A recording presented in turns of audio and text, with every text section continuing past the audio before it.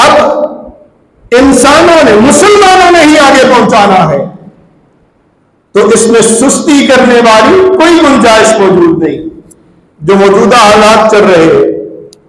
اگر ہم سستی کریں گے تو خدا کی قسم ہے ہمارے بچے اور ان کے بچے اور ان کے بچے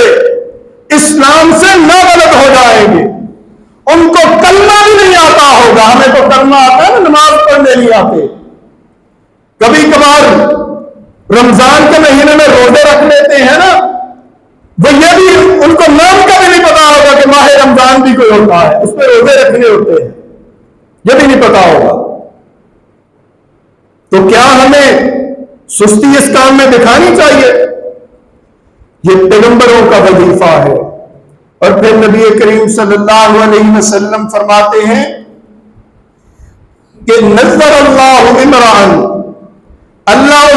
اس شخص کے چہرے کو تر و تازہ رکھے کہ جس نے من سمع حدیثا منا، کہ جس نے ہم سے حدیث سنی، فحفظہ، اس کو یاد کیا، جو بات سنی اس کو یاد کیا اور پھر آگے پہنچایا۔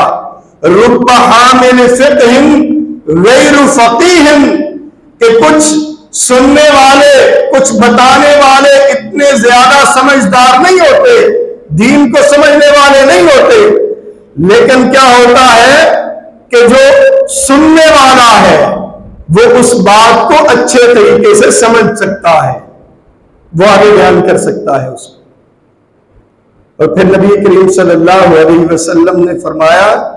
کہ انسان کا جو دل ہے وہ جو مومن کا دل ہے وہ تین چیزوں میں کبھی دھوکہ نہیں کھاتا، کہ وہ جو کوئی عمل کرتا ہے وہ خالص اللہ کے لیے کرتا ہے،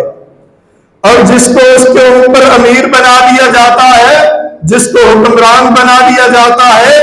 اس کی خیر خواہی چاہتا ہے۔ آج ہم خیر خواہی نہیں چاہ رہے، نہ اپنی نہ ان کی، کیا ہے ہم دھوکہ دیتے ہیں، اور ہمارے حکمران بھی کیا کرتے ہیں، وہ ہمارے اوپر وہی مسلط ہوتے ہیں۔ اگر ہم دین پہ چلنے والے ہوں، خدا کی قسم ہے یہی ایم ایل ایز اور ایم پی ایز آپ کے پاس دائیں رکھ کے ووٹ مانگنے آئیں گے، کیونکہ ہم دین پہ نہیں ہیں، ہم دھوکہ دینے والے ہیں، ہم چوری کرنے والے ہیں، ہم لوگوں کو فریب دینے والے ہیں، وہ ہمیں دیتے ہیں۔